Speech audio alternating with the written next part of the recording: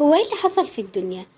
يعني مرات اب تقتل بنت زوجها، ام تقتل اطفالها، ام تاكل ابنها تطبخه وتاكله، والوقت الزوجة تحرق زوجها. يعني احنا بقينا في عهد وفي ايام، يعني ربنا يرحمنا ربنا يعافينا. لما يكون في راجل خير عامل زاوية في بيته علشان المصلين، بيعمل اعمال خير كتير، بتيجي زوجته بقى هي المفروض ان دي الزوجة التانية بعد طلاق زوجته الاولى. فجأة تفاجئ الناس كلهم ان في حريق في بيت الحاج المنياوي، راجل من محافظة المنوفية. اخدوه على المستشفى، حروق من يعني حروق شديدة. طبعا اتحول هناك لقسم الطوارئ. اجت الحكومة وبعد عمل البحث كانت الزوجة التانية في دائرة الشك، خاصة بعد ما لقوا ان في مواد، اثر لمواد حارقة موجودة في البيت. طبعا اشتبهوا في الزوجة، طبعا اولاده. محدش مصدق خالص اللي حصل له. راجل مليونير، راجل تقي، طبعا بيعمل اعمال خير كتير. انت ما انتش مرتاحة او انت في مشاكل او في خلافات، اتطلقي، لكن ما توصلش الامر للحرق زي ما هنشوف دلوقتي. الراجل فجأة محدش متخيل، راجل بيعمل اعمال خير كتير لدرجة ان هو زي ما احنا هنشوف عامل زاوية تحت البيت بيتبرع كتير جدا. طبعا هو ربنا يرحمه يا رب ويغفر له ويجعل كل اللي بيعمله ده كان في ميزان حسناته ان شاء الله. وان هي لازم تاخد عقابها. واحنا في ايام دلوقتي لازم يبقى فيه رقابة يا جماعة، لازم يبقى فيه رادع ديني، لان احنا خلاص بعد ما غاب عننا الدين احنا ما عادش فيه خوف من ربنا، ما عادش فيه اي حاجة، كل اللي يهمنا الدنيا. حضرتك هو يوم 29/7/2022 من سنة من دلوقتي. حضرتك يوم خميس جالنا واحد مكان المعيشة اللي هو الجار بتاع أبويا حضرتك كان متجوز واحدة تانية وتالتة، وجالنا الساعة 1 بالليل قال لنا الحقوا أبوكم ولع واخواتكم فحمهم وراح المستشفى. جينا هنا ملقناش حد، لقيناه رايح المستشفى على تروسيكل حضرتك بحصيرة، وهو والأطفال ومراته. راح هناك في حريق، دخلت بصيت عليه لقيت في حريق 100%، مفيهوش حتة سليمة. حضرتك بصيت على الأطفال ملقيتش فيهم أي حاجة، لقيت مرات أبويا كف إيديها بس هو اللي والع. بعد كده حولنا أبويا لقسم حروق في مستشفى شبين الكوم الجامعة، وبعدها بيومين توفى. اثناء ما كان في المستشفى حضرتك مراته قالت اتهمت فلان وفلان الضد بتاع ابويا اللي هم عملوا فيه كده، عشان خاطر كان ابويا في ما بينه وما بينهم نزاع على قطعة ارض. وابويا خد العقد بتاعها من المحكمة، الحكم بتاعها، الحكم القضائي بتاعها من المحكمة يوم ما توفى. فحضرتك بعد ما ابويا توفى تفاجأنا الحوار اتغير، وعشان خاطر ابويا توفى ما برأت الناس دوكهم الضد، واشترت نفسها واشترت عيالها واتهمت ابويا كأنه مات. ما هو مش هيقدر ياخد حقه. قول لنا يا استاذ احمد، يعني الحاج المنياوي كان راجل خير، كان باني مسجد او مصلى في بيته. حضرتك هو كان باني مسجد في بيته للورش، وكان للورش والطريق بره، مش مسجد بقى، هي مصليه في قلب بيته. وكان عامل حمام سباحه للاطفال، وكان عامل ملاهي للاطفال عشان خاطر لولاده، يعني الاطفال ولاده. وكان احلى اكل واحلى شرب، وكان بيحلل، يعني كان بيكشف على نفسه كل شهر مره عشان خاطر كان بيحب الحياه. حضرتك هو كان بيحب الحياه، وكان عامل شهريات لناس. على الرغم ان هو كان يعتبر معاه فلوس كتير يعني ما شاء الله وكده، بس ليه هو كان بيحب الحياه في الارياف؟ وكان دلوقتي احنا في بيت يعني. حضرتك هو كان راجل بسيط، كل ما يحس بالغرور كان يروح حمام المسجد يمسحه. والله ايوه، عشان خاطر هو راجل بسيط وعاش كل حاجه، عاش شقاء وعاش تعب وعاش فرح خلاص. وهو بدأ من الصفر، بدأ من الجيركن لحد البنزينه. هو مقاول نقل وكيلو مقاول نقل في شركة مصر البترول، وعندنا بنزينة وكان عندنا عربيات. مليونير من مفيش، من جركة، من تعب، من كل حاجة. بدأها من الصفر. عاوزين برضو نتعرف عليكي، حضرتك بنت الحاج مظبوط؟ ايوه انا بنته الكبيره. قولي لنا يعني ايه اللي حصل، وانت يعني شاكه يعني ساعتها اول حاجه جت في دماغك ايه؟ حضرتك هو اولا قامت حريق هائل في قلب بيته هنا وفي اوضه نومه. وحضرتك الحفر اللي في الارض دي المعمل الجنائي واخد عينات منها. وكان في سرير هنا جنب الحيطه المولعه اللي هي عليها هباب دي. ده السرير اللي كان نايم، ده اللي كان السرير بتاعه اللي هو بينام عليه. وحضرتك الاوضه كان فيها سريرين، سرير هنا والسرير جنب الحيطه التانية هنا. السرير جنب الحيطه ده طالع سليم بمفروشاته بكل حاجته. اما السرير والدي اللي بينام عليه هو اللي اتولع بالخشب بتاعه بالمرتبه بتاعته بكل حاجه. باين حضرتك بقى كله مفحم يعني زي ما شايفين. المعمل الجنائي بقى قال اثبت وجود ماده مشتعله في قلب البيت. لها نقطتين بدايه. نقطه البدايه الاولى من على سرير اوضه نومه، ونقطه البدايه الثانيه من على ترابيزه خشبيه كان عليها هاردات الكاميرات في الصاله بره. يعني ده المكان الاول اللي هو فيه اول نقطه دي. ايوه دي عينات المعمل الجنائي الحفر اللي في الارض دي عشان تمام. ورينا برضو النقطه الثانيه. يعني شايفين بيت الحاج المنياوي اللي اصبح رماد. يعني زي ما انتم شايفين الوضع يعني.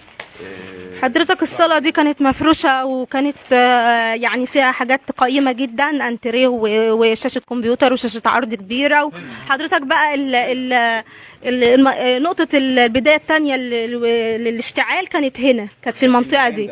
كانت ترابيزه عليها الهاردات بتاعه الكاميرات بكاميرات المراقبه اللي هي حوالين البيت.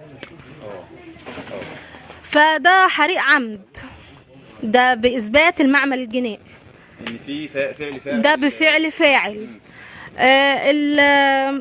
الست بقى زوجته قالت ايه في بدايه الكلام؟ قالت ان اتهمت شخصين كان في نزاع ما بينهم وما بين والدي على قطعه ارض من حوالي 4-5 سنين. ووالدي استلم حكم من المحكمه باحقيته او بملكيته لهذه الارض وما عليها. وحضرتك في نفس اليوم حصلت الحريق دي. فزوجته اتهمت الشخصين اللي ما بينهم خصومه. ووالدي انتقل، هو قضى يدوب ليله بس في مستشفى العام في منوف، ونقلوه لجبين الكوم لان ما كانش في المستشفى هنا ما فيهاش قسم حريق مجهز يعني يقدر يسعفه. فودوه لجبين، قضى ليله كمان وربنا افتكره. فبعد حضرتك ما اتوفى والدي بعدها بكام يوم اتفاجئنا حضرتك بتغيير كلام زوجته وبرأت الناس اللي هي اتهمتها. وبعد كده قالت ان سبحان الله الحريقه لما قامت كل اللي في البيت المسجد سليم. ايوه المصليه الصغيره دي سليمه سبحان الله. حضرتك هي كان فيها حاجات كتير وكانت مجهزه عن كده كمان، بس للاسف ايوه احنا بقالنا فتره طويله. احنا تشوفونا دلوقتي احنا متماسكين، ايوه واقفين على رجلنا. ايوه احنا بقالنا سنه كامله في وجع قلب وحرقه قلب وبهدله وتوهه وحاجه صعبه جدا. ربنا يصبركم ويقويكم يا رب. بتطالبوا بايه يعني؟ انت قولي لي. بطالب حضرتك التروسيكل اللي ودى والدي المستشفى، التروسيكل ده كان فيه 2 اشخاص، ابن خال مرات ابويا واخوها. وحضرتك في كشوفات حساب سحبه فيهم 360,000 جنيه قبل الواقعه بيوم، قبل الواقعه ب24 ساعه، من 5-6 شهور اللي قبل الواقعه، او من 3 شهور اللي قبل الواقعه ب24 ساعه فقط. ده طبعا بيصيروا شكوك حواليها ان هي ليه عملت كده، ليه سحبت الفلوس في اليوم ده بالتحديد. تمام. وكان معاها شنطه كتف اثناء ما خدوا والدي للمستشفى. في ناس شهود شافوها شايله شنطه كتف مليانه الله اعلم ايه اللي فيها يعني. فحضرتك انت طالعه من حريق وجوزك مولع وطالعه بهدوم كشف وشايله شنطه ليه؟ كانت مجهزه يعني شايله شنطه ليه؟ ايوه لو اعلم. قول لنا يا استاذ احمد، او قولي لنا حضرتك انتوا بتطالبوا بايه ولا؟ حضرتك احنا بنطالب باعاده فتح التحقيق في قضيه والدي دي، لان استحاله ان هي تمشي بالطريقه دي، لان عمره ما يعمل كده ولا يولع في نفسه زي ما هي قالت. حضرتك يا حاج خدها تحج بيت ربنا مرتين مرتين اتنين، وكان بياخدها يفسحها في كل حته وياكلها احلى اكل واحلى شرب، وكان عامل كل حاجه. حضرتك احنا بنطالب بفتح اجراءات القضيه، فتح القضيه من اول وجديد، واحنا حضرتك واثقين في القضاء المصري اللي هو هيرجع لنا حقنا، ومش هيبقى فيه تواطؤ في اي حاجه. اكيد طبعا لو ليكوا حق وان شاء الله هيرجع. طبعا زي ما قلت لنا الزوجه اتحكم عليها 3 سنين غيابي. الزوجه اتحكم عليها ب3 سنين غيابي في اشتراك الحريق العمد وليس بالقتل العمد. الحريق اللي هي تسببت في الحريق، الحريق العمد. انما لا وليس في القتل العمد. ليه بقى؟ لان هي اللي قامت، لان هي اعترفت على نفسها ان هي طلعت للجراج اللي بره على الطريق وجابت منه المواد المشتعله نوعين، وجابت رشت وعملت ده على كلامها ان هي بالاشتراك مع والدي او بامر من والدي. حضرتك ده حاجه غير معقوله، لان طلع الساعه 1 أو 2 بالليل مساء بهدوم كشف، بهدوم نوم، ومش من المعروف ان احنا نطلع حريمنا في الليل كده بهدوم او اصلا كان والدي ما بيشيلهاش اي حاجه ولا اي ايوه. كان اللي انا عرفته من حضراتكم اللي انتوا بتقولوا دايما طلباتها كانت اوامر. ايوه، عاوزه تحج ماشي، عاوزه حمام سباحه اعمله لك، أيوة. عاوزه اي حاجه بعملها لك. تمام. هو هل مثلا كان مهمشكم مثلا او ما كانش بيسال عليكم زي الاول بقى قبل ما كان يتجوز؟ لا حضرتك هو طول عمره حنين علينا. حضرتك هو طول عمره حنين علينا وكل حاجه، بس بيشد علينا عشان يعلمنا الصح من الغلط. بس كان في نقطه بقى. نعمل لها يا ولدي فرح وانا كل الفرح ده. ايوه، بس بصراحة يعني هي كانت يعني مستحوذة على عقله شوية.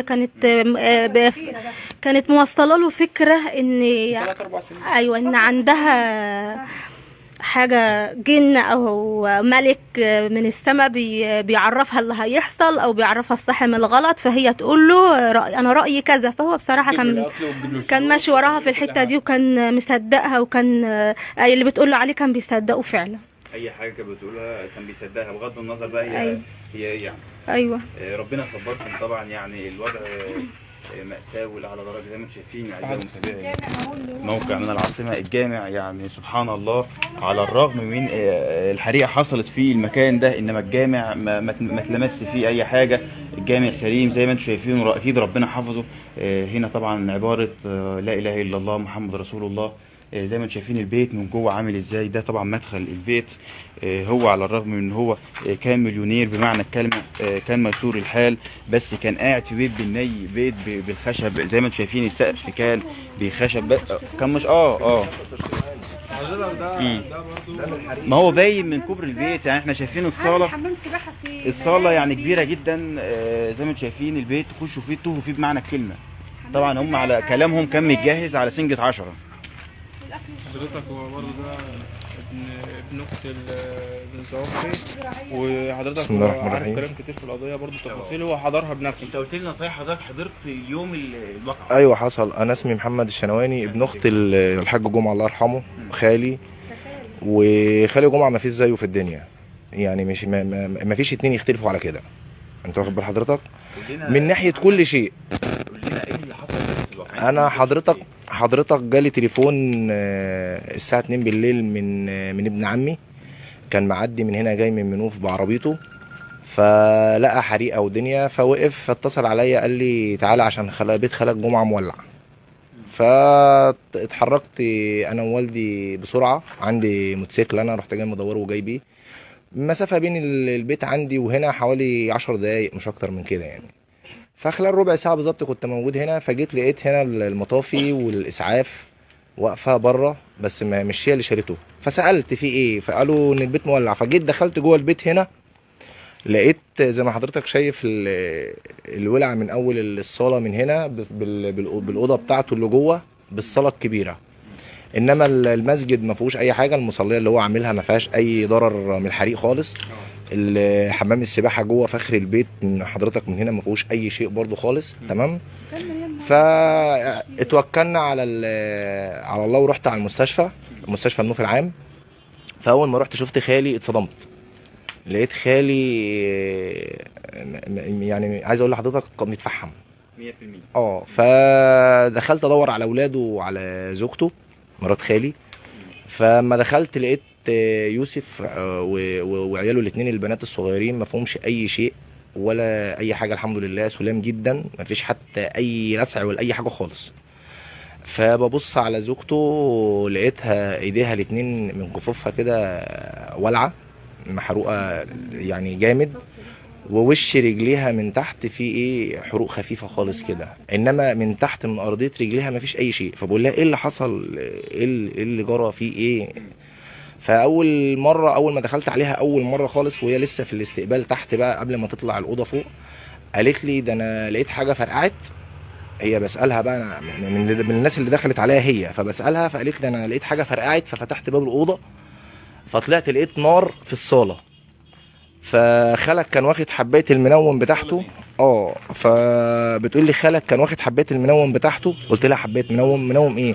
قالت لي كان كاشف عند دكتور وكان بياخد المنوم عشان يقدر ينام. فانا اللي اعرفه عن خالي انه عمره ما بياخد منومات ولا بياخد المكيفات ولا الحاجات دي. فقلت لها تمام. فقالت لي جيت اخد العيال واجري بيهم، رحت جايه واقعه في الارض، فايدي راحت جايه ملسوعه من النار. فانا بصيت لها طب ازاي ايدك التسعت من النار؟ ده انا يعني بالظبط ايدك التسعت من النار والاطفال ما فيهمش اي شيء، المفروض ان النار اللي في ايدك دي واكلاها، يعني الجلد متشال لحم ايديها باين. فالمهم جم يدوها علاج وكده، فسبتها. دي اول الاقوال معايا او اول كلامها معايا. دخلت لها تاني عشان اقلعها على الخواتم الذهب، ما كانوش عارفين يعلقوها لها الذهب اللي كانت لابساه في ايديها. فدخلت عشان اقلعه لها، فلقيت واحد واقف، شخص انا ما اعرفوش غير شكليا. وانا طبعا مرات خالي جسمها مكشوف ولابسه عبايه كشف، انت فاهم، فهو واقف جنب مني. فانا بقول له امشي انت، يعني غيره على مرات خالي ان انت ما ينفعش تقف كده. حد ومش مثلا لا دكتور ولا ممرض، حد شغال في المستشفى. فبقول له اطلع بره، فقال لي ده انا اخوها. فاستغربت اكتر فسكت. خلاص اخوها مفيش مشكله. المهم بقول لها طب ايه اللي حصل تاني؟ بسالها تاني نفس السؤال، ايه اللي حصل؟ قالت لي ده انا سمعت حاجه فرقعت تاني. فبفتح الباب لقيت نار، رحت جايه شايله البنتين وبجري بيهم، رحت جايه واقعه، راح جاي خالك جاي شايلهم معايا ومطلعنا بره الشارع، ورجع تاني عشان يشوف النار ويطفي. فغاب، داخل ابص عليه لقيته زي ما انت لقيته مولع، جسمه كله مولع وكده. فقلت له ازاي يعني انت لسه من دقيقتين، ده بقول لنفسي لسه من دقيقتين بتقولي لي حاجه وغيرت الكلام تاني. فسكت وقلت لها طب تمام ماشي. خدوها وطلعوا بيها فوق في العنايه. فطلبوا يعني طلعوا بيها فوق يمه القسم الحروق في الدور الثالث. فلما طلعت فوق راحت جايه قايله لي خالك عامل ايه؟ قلت لها الحمد لله كويس. انا بطمنها ان هي يعني تخليها في اللي هي فيه او في ايديها او في الكلام ده، لسه برضو لغايه دلوقتي ما فيش اي حاجه من جوايا. ف يعني لما جت بقى الحكومه تحقق، راحت جايه متهمه 2 اللي هم كان فيهم نزاع مع خالي على قطعه الارض اللي هم اتكلموا عنها. وراحت جايه عرفت بعد كده بعد ما رحنا شبين وخالي توفى ان هي غيرت الاقوال وقالت ان خالي اللي قال لها ولعي معايا وعشان نتهمهم. بس ده مش دماغ خالي خالص، لان لو خالي بيأذي او بيدور ما كانش جري في محاكم 5 سنين ان هو يجيب حقه من ناس في قطعه ارض بتاعته دافع ثمنها. كان من باب اولى ان هو اتصرف بقى باي طريقه بالظبط.